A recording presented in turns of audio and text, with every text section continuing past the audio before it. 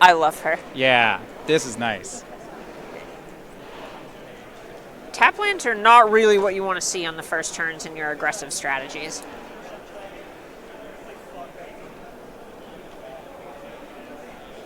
No, and we say, well, Hunted Witness here from Samuel Jones. And you're right, those tap lands, normally you don't see them. Out of, I guess it's a 3-color aggressive deck. But sometimes when you see 3-color decks, they are a good stuff deck at the same time. They're just, when you had Mardu vehicles, it was an aggro deck, but at the same time it was kind of just like, it was a Gideon. Right. Yeah, unlicensed disintegration deck. And I'm wondering whether Sam Jones' deck is more in that vein. No, we're mostly looking at some low-to-the-ground aggressive, Footlight Fiend, Hunted Witness. Flameblade Artist is not a take-a-lot-of-turns magic card. Whereas there's a point where Gideon Allies in the car, Archangel Avacyn, the cards in the old Mardu deck were take-a-lot-of-turns magic cards. Well, play here from Ari is Jade Light Ranger. He bins a copy of Wild Growth Walker. We see Jones very excited that Walker was not already on the table. Hero Precinct 1 from Samuel Jones, but that's going to get eaten by a Ravenous Chupacabra. The pointy finger of doom. I will kill this one. That's a nice card. It is. With all these guild gates, you'd think Jones would play some of the cards that pay you for playing guild gates. They're not literally guild gates. They're just you're over here looking at the deck list. No, just guild gates? Tap retreat, tap chapel, tap chapel, tap chapel. Yeah. The check lands are so good except when you only have them. And then they're terrible. Yeah, the first chalk land, they're just free dual lands after that. But they are not free yet. All right, so Footlight Fiend here played for Samuel Jones. And Imperious Oligarch. This is the type of situation where if you're on Ari's side of the table and you've seen all these cards, you know what's going on from your opponent. You're just kind of waiting for the payoff cards. Another hero of Precinct 1 and another Imperious Oligarch. So both players just getting to develop. Oh, we're going wide. Yeah, this actually can be pretty interesting. A lot of cards on Samuel's deck will scale better as he gets more things in play. Exactly. Any of these cards are just things where it's almost 1 + 1 = 3. It's all worth more than the sum of its parts. Right. 2-1 Vigilance makes a 1/1 when it dies. All these creatures, these Hunted Witness, Imperious Oligarchs, they're just waiting for a Judith to come over the top of this. Wow, and you know what? I think Mason is just the one, or excuse me, I think Jones has just the one in his hand. Forward style players at 17 and 16. And Ari passing. Yeah, I'm looking at Ari's deck, so when Golgari became Sultan midrange, Find Finality has left some of the decks. Now Ari look, he still has the full 3. Right, exactly. Okay. He would see 3 of those hiding out on his deck list. It is token time. Footlight Fiend, 1/1 for 1 here. When it dies, it deals a damage to any target. And there's a real risk to attacking just alphaing here from Jones, because on one hand, you don't want to just have your creature get Vraska's Contempt and you lose the game, but things aren't exactly getting better for you. And here is the big finish we're talking about. Judith the Scourge Diva, 2/2 for 3. All the other creatures get +1/+0, and whenever a non-token creature dies, that's 1 damage. So the first, there just doing was some a Judith. counting, but it got hit by Vraska's Contempt, and that was very important here. Right. Without it, this might have even been lethal. Exactly. This is the spot where, again, Jones didn't really like attacking there, but what do? Wait? Right. If your opponent, that's the last card in your hand. Exactly. The more draw steps you give Ari, the less likely it is that this Judith ends up sticking. And next turn is also the turn that Lax can just cast Finality. You see Ari has lined up the free blocks.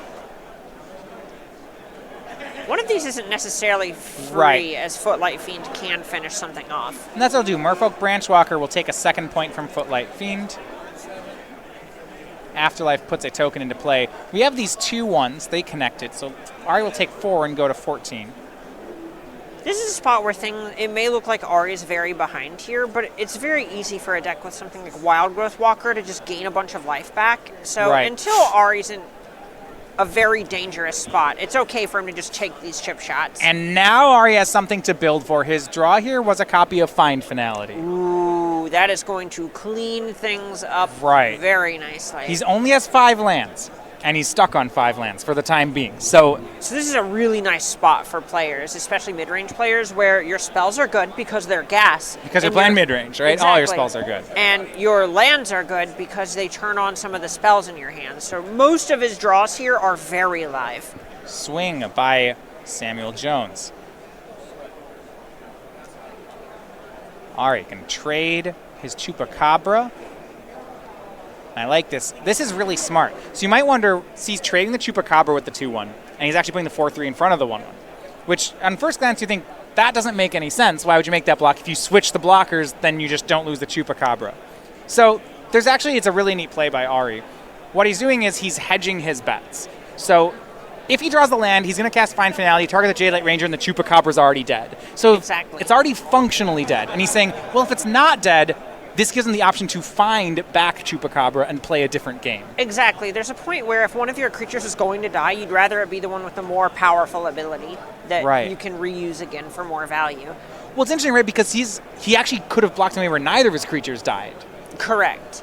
But he's pretty okay with just having more things to buy back with Find, if that's what it comes to. And now he's in a tough spot. Penlish Marshall, the draw from Jones, full attack. This is a spot where I may have liked the attack with Hero of Precinct 1. At this point, the way that Ari's playing, you can kind of assume that there's some sort of sweeper coming. It's probably just worth more damage to go ahead and attack for the extra points here. Right, this board just feels like Finality or Bust anyway. Exactly. Just get in for the damage. Ari's so low. Yeah, down to 2 on this swing. Right, so if that Hero of Precinct 1 had come in, that would have been a lethal Ari attack. would have been dead unless there was like cast down hiding out in Ari's hand. Actually, you're correct. It was 4. That on top is an exile, not an attacker. Oh, right. Even then, the difference between 2 and 4 is colossal when all your creatures have 2 power. And Ari doesn't hit the land, so he picks up the cards, and it is Samuel Jones taking the first game here. That was a slaughtering. Yeah, the Mardu aggro deck, it's not... That game felt like there was some weakness, right? It was a slow start. It felt like it could have lost to a curve out of the Sultai deck. However, what his deck did is it capitalized really hard on some stumbles and forced Ari to have some specific answers. Exactly. It's a spot where we saw Jones' cards come out a little bit slower, but he still got to play all of his cards, whereas Ari died with, 4 cards in hand there at the end? All right. Yeah, Ari died, right. He had Carnage Tyrant, and in this matchup, Carnage Tyrant's not even going to matter. No, that's not the type of effect you're looking for. You're just looking at things that bridge the gap to not dying, and if you don't die, your more powerful cards will eventually take over. And looking at the sideboards, I want to start on Ari's side because I actually don't think he has too much for this matchup. You see Duress, Negate, Plague Crafter, Thrashing Brontodon, Midnight Reaper, Assassin's Trophy, Vraska's Contempt, Disdainful Stroke, and Cast Down. I was looking for some -2/-2s. Yeah, most of the things that this deck tends to lean into is just having a good anti-aggro, especially anti-creature aggro plan game 1. We saw Lax brick on a land, 4 times, and it probably would have just put the game out of reach if he had been able to cast Find Finality at all sooner. So he really doesn't plan to change up his game plan too much here. He's going to trim on things like Vivian Reed, which don't impact the board very much. Right. Carnage Tyrant, not a great blocker, also not even playable until he has 6 mana. And then look at bringing in things like Thrashing Brontodon, which just blocks very well. Vraska's Contempt, maybe Assassin's Trophy. Cast Down's obviously very good. It just tags Benalish Marshall, checks the little creatures. Hero of Precinct 1 is a card you need to have an answer to. He's just going to be covering bases and making his deck more redundant and cutting the weak cards. All right, now Samuel Jones's side, I like this sideboard. 3 Duress and then 3 copies of Experimental Frenzy. Probably not quite as good as it is in Legacy, but it'll play here. Right. It's actually kind of amusing because you mentioned that Ari bringing in these Brontodons just as 3/4s. They might get extra value if Sam goes for this plan. Right, so it's a nice spot, though, where even then it's still just a 4-mana removal spell for Jones, which doesn't sound great, but Brontodon is not a card that's very easy for you to answer, heads up. So, sure, Brontodon might tag it, but you can bet that this Experimental Frenzy is going to get some value before it goes. Other cards, he has 2 Lyra Dawnbringer, 2 Lava Coil, 2 Tecatli Honor Guard, Ajani, Conclave Tribunal, and Banefire. The Honor Guards typically for this matchup. Do you like anything else? The other thing I would probably be looking to is Ajani, Adversary of Tyrants. It just kind of helps you grind into the later stages of the game. And you also could look at Lava Coil because it's a good answer to Wild Growth Walker, which is something that really, it's something that the Sultai deck leans into in a really big way, where you just play Wild Growth Walker and a Jade Light Ranger, and that's almost half, again, your starting life total, as well as effectively a Tarmogoyf in power and toughness terms. So over on this channel, during the week, we have live Versus. That's Versus Live. It's every Tuesday and Thursday at 1 p.m. Eastern Time. So it's some of the top players at Star City Games showcasing some new decks and matchups from every weekend. You can interact with them. This is broadcast on the channel, so you join us in Twitch and kind of just hang out. It's a lot of fun. I had the privilege of getting to sub in 1 week for, let's see, I believe it was the most recent invitational weekend, and just interact with chat. A lot of it is just us kind of talking with the players, doing a little bit of play testing, letting people get a live look in on our process for that. It's a really good time. And we also have Commander Versus, Star City Commander Versus. That's Wednesdays now at 5 p.m. Eastern, also on our Twitch channel being added. That one's so wacky. I would say, we see a nice 4-player game of Commander, and the first thing I think is, oh yeah, let's get a camera on top of this and just absolutely mess up the board state. Oh, it's so much fun. Their energy together is just so great. It's a bunch of people who are friends outside of work anyway. What you just said is basically what they did. They were playing Commander, and they said, you know what, we should start recording this. And it was so successful, they decided they're doing the Commander Versus Live as well. Yeah. That's on the same channel, twitch.tv SCG Tour. Other Game 1's now in the books. On the modern table, Alexander Idol takes Game 1 over Ben Ragan with Amulet Titan. But on the Legacy table, Bob Huang picks up a win. Bob Huang, Legacy Master, and you will call him by his title. Thank you very much.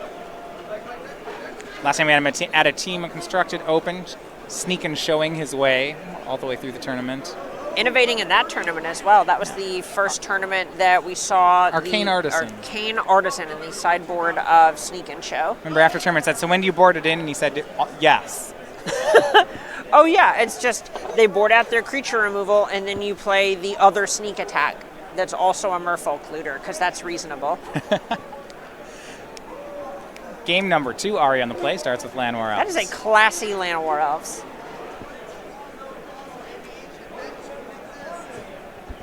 On this battlefield, that Overgrown Tomb is just embarrassing.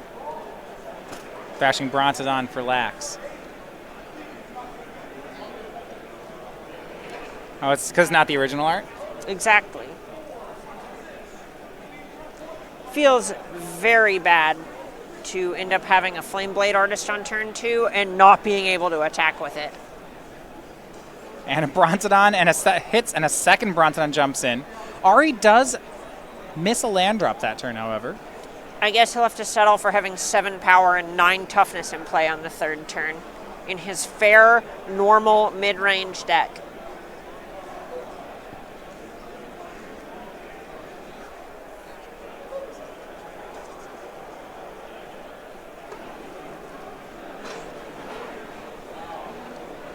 And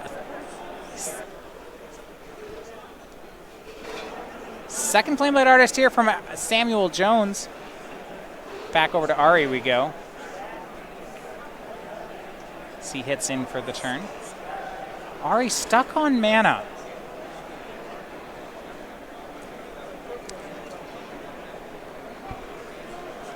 Are we an attacking deck or a blocking deck?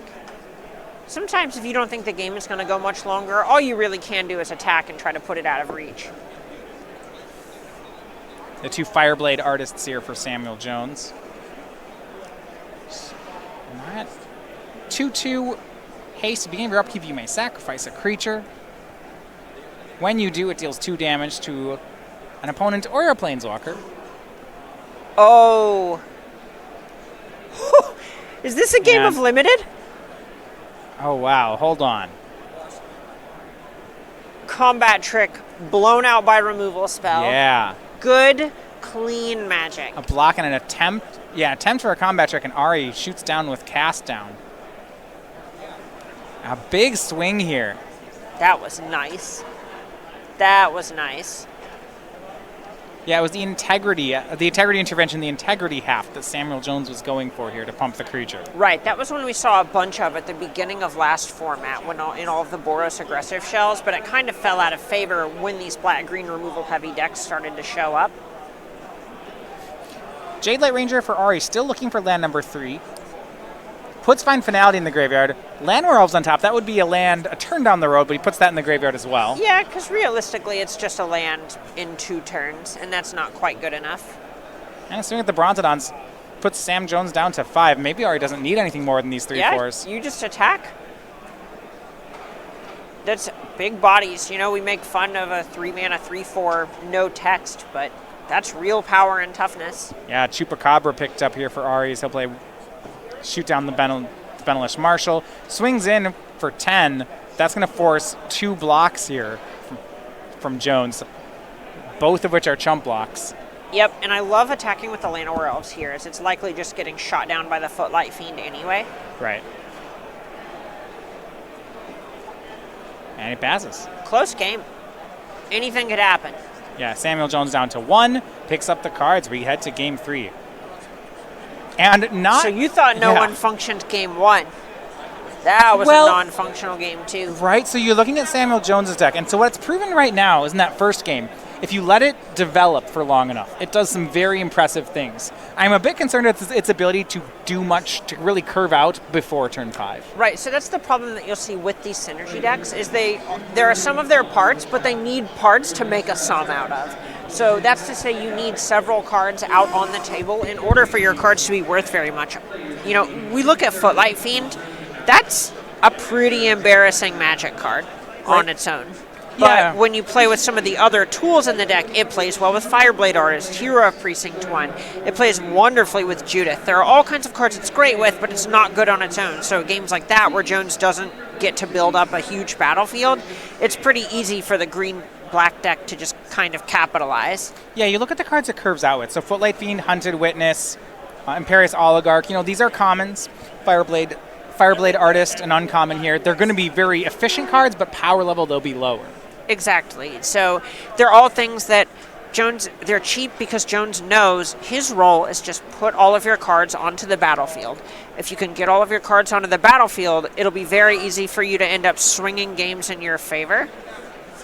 But if you if you draw too many of your payoff cards or your 3-mana spells, you're not going to actually cast everything before the Sultai midrange deck can just pick them off one at a time and apply pressure with a 3/4 or 3. So a quick win for Ari Lax there in game 2. Another deck that's no stranger to quick wins is Mason Slate's Rakdos Reanimator deck. He evens things up on the legacy table. Yeah, that's how that one tends to go, right? It doesn't take long for a turn 1 hook hands to clean things up.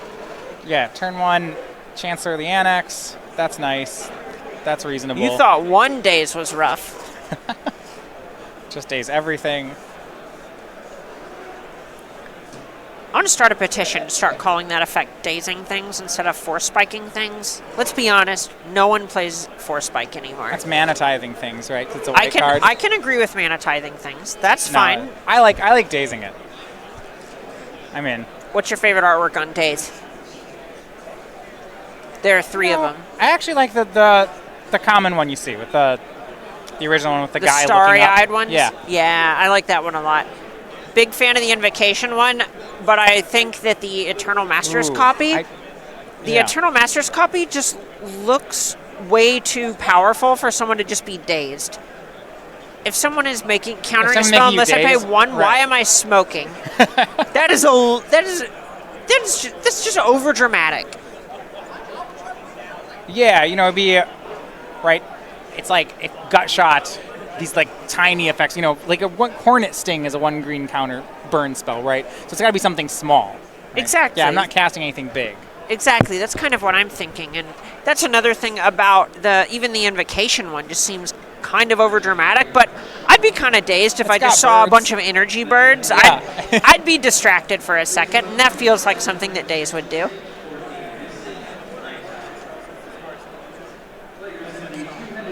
That playmat's also gorgeous. I do like the I invocation already phase, though. It's liked great. playing in Legacy events on the SCG Tour, but the season that was the playmat, I was entering them with decks that I wasn't even sure were that good because I was happy to get another of that playmat. Don't make it weird.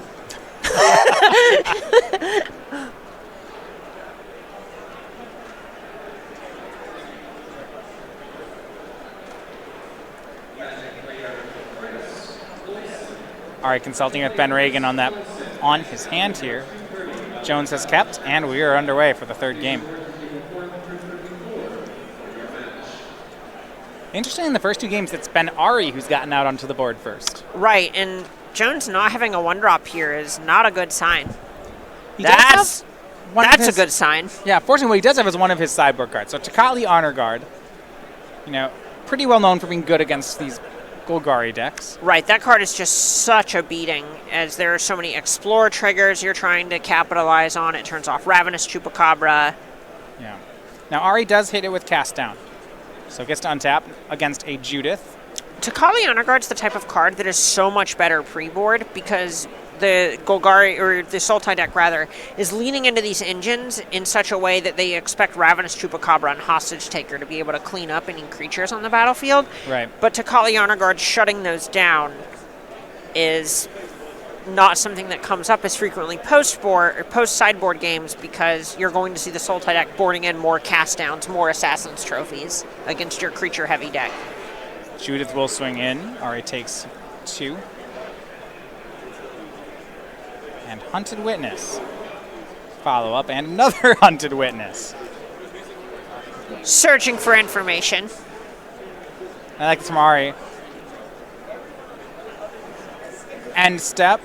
Assassin's Trophy on a creature. Excuse me, sir, excuse me. I would just like to ask you some questions.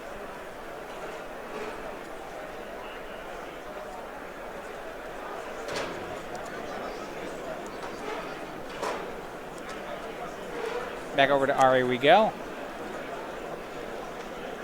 Thrashing Brontodon the play from Ari. Pretty good against the 1/1's battlefield here.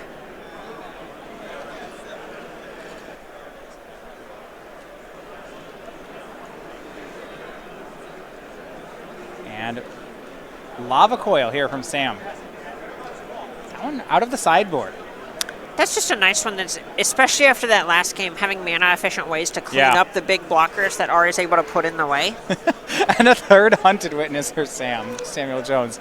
He's ahead on the board, but he's ahead on the board with a bunch of 1/1s, and Ari's still at 18. Ari's about to witness a bunch of free lava spikes, if you ask me. Well, all right, this will help with some of the lava spiking. It's Hydroid Crisis. Ah, yes. Games 1. The Jellyfish Visionary.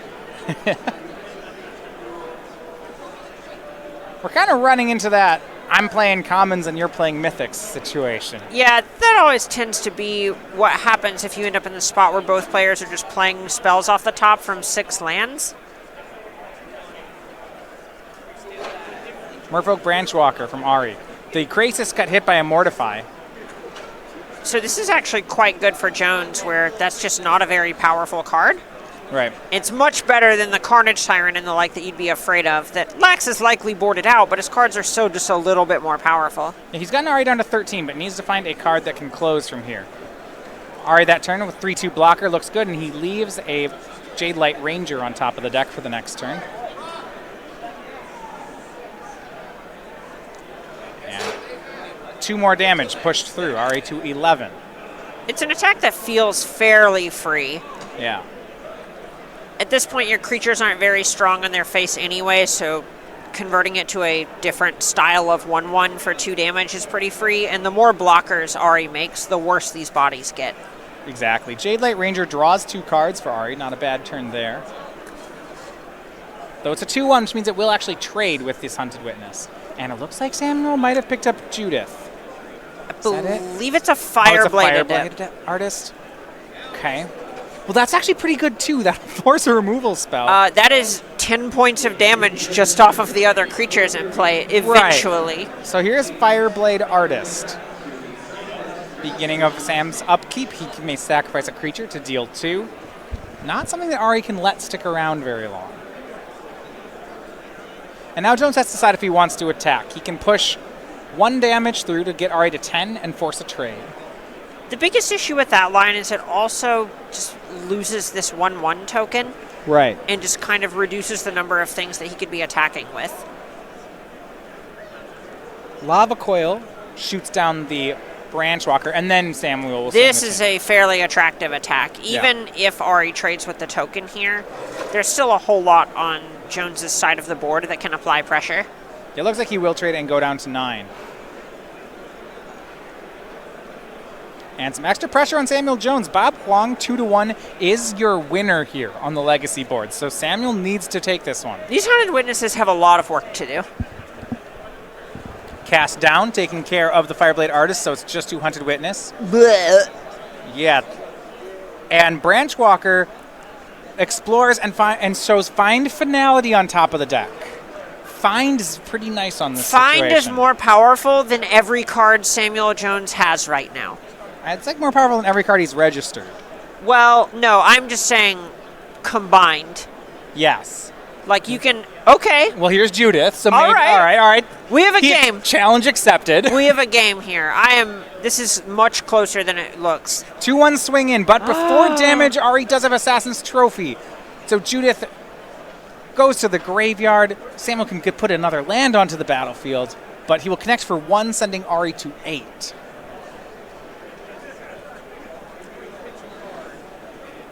And Samuel only has 1 basic plains, so that's why he didn't see him get a land on the battlefield. Find. We'll get back Hydroid, Krasis, and Jade Light Ranger. Ugh. This is close. Yeah, so Krasis for X equals 4 is an option, or maybe just make Jade Light. If you don't think you're at risk of dying, you could just draw more cards and gain more life next turn. I do like both drawing cards and gaining life. It does make the game take longer. That's the goal. There That's you the are. goal. Yeah, let's play a lot of Magic. Oh, 4/4 Krasis, so draw 2, gain 2. I guess we're going to have to settle for this very powerful card instead. Can you believe that this and Kiss of Amisha cost the same amount of mana? Well, because we should gain 7. It's not a 4/4 flying trample creature. Yeah, that's why I generally play Kiss of the Misha instead. Hero of Precinct 1 for Jones.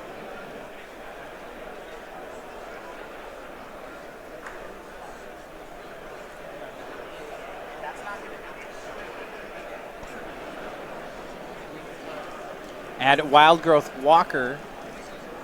Ari here just has an embarrassment of riches.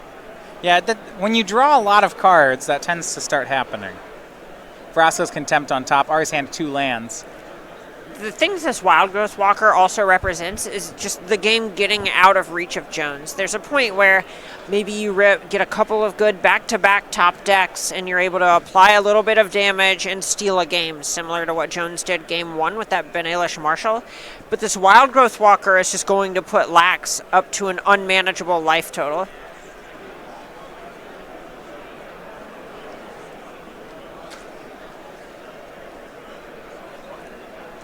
Down to 17 on the attack. Ari starting to feel safe enough to turn the corner here. And really that Wild Growth Walker with Jade Light Ranger gaining 6 is going to be that spot.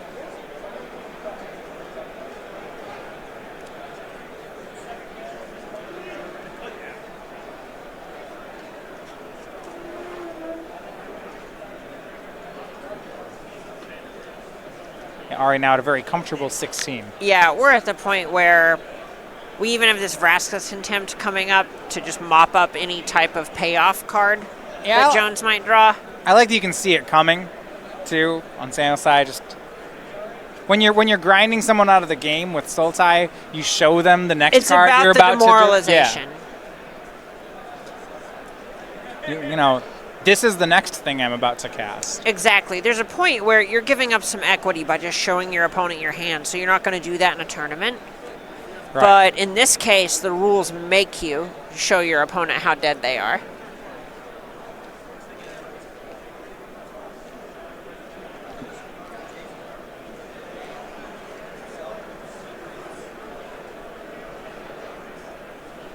See right now. Yeah, looking at Alexander, I feel pretty dead. Am I dead? Yes. Do you want me to concede or? All right, yeah, we'll keep going. We'll keep going. What are you at?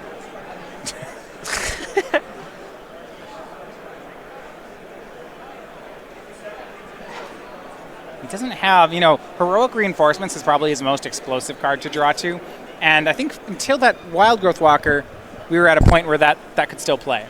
Right. And at this point, what we're looking to do is basically spike some other 2-drop and a Heroic Reinforcements in the same turn.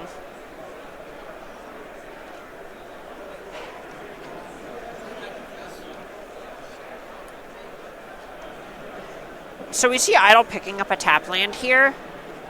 Yeah. Here is Heroic Reinforcements. It is the draw that Samuel wants, but he's down to... Yeah, he's down to 10. I just don't know that this is enough anymore.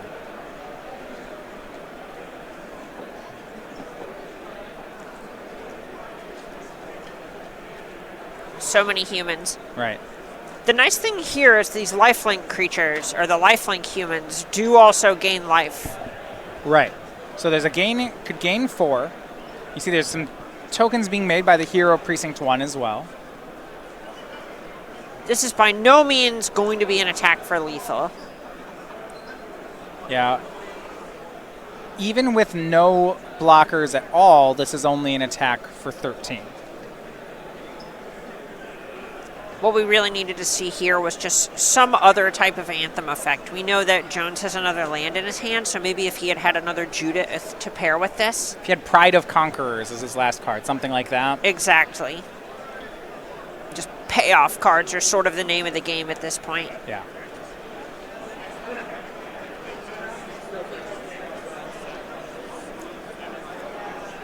Going to halfway swing. So Samuel will gain 4, go to 14. Ari will take 2. Also go to 14. There's even a point here where Jones recognizes that we're at the phase of the game where he has to start blocking this Jade Light Ranger, and didn't want to do that with Hero of Precinct 1 or a lifelink token. So at that point, we might as well just go ahead and, if our best draws are just chaining Heroic Reinforcements anyway, we might as well just start casting them and trying to apply pressure where we can.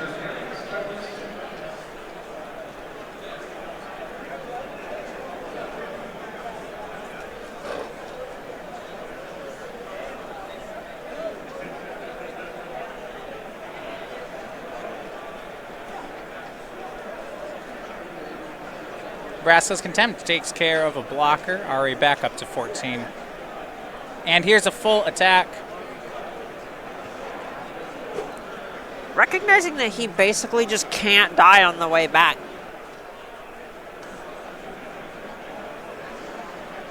This is an attack for exactly 14. Yeah, so it does force a block. This is lethal.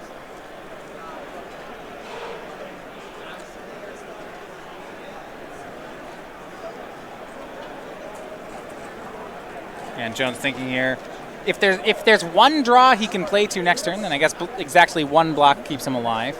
Right, so here the draw is basically you chump block these 2 creatures, only take 7, and if you draw Heroic Reinforcements again, then you can attack with your board. Tikali Honor Guard is not going to do it. With land and Honor Guard. Yeah, all right. The battlefield here just isn't strong enough. It is out of control.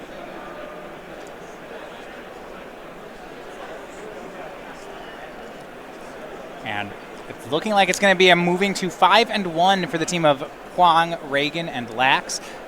This is the lineup that we are seeing a lot of teams settle on. Grixis Delver, Izzet Phoenix, and Sultai or Esper in the standard seed. They're just all the very safe decks, and we've kind of been able to see why here is even if they aren't necessarily doing the most powerful thing, they're doing something a little disruptive and decidedly proactive. Right. Yeah, and that's actually, they all certainly are playing a similar style here.